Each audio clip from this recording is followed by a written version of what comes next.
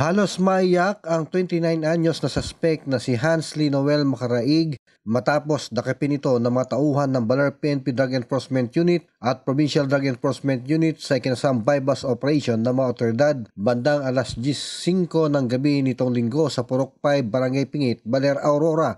Si Macaraig ay nabilhan ng nag-aktong pusher buyer na pulis sa halagang 500 pesos na siya naging hudyat upang arestuhin ito ng mga otoridad. Tumitimbang ng humigit kumulang sa 1 gramo o nagkakahalaga ng 6,800 pesos ang kabuang halaga ang nakumpiska dito.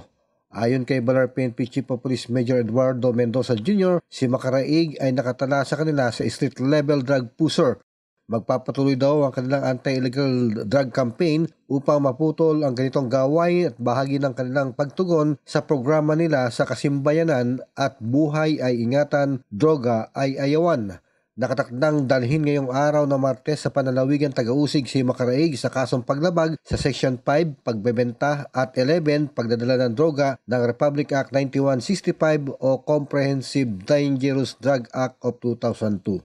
Ako ang inyong naging tagapaghatid balita, Jason De Asis para sa RTV News Desk.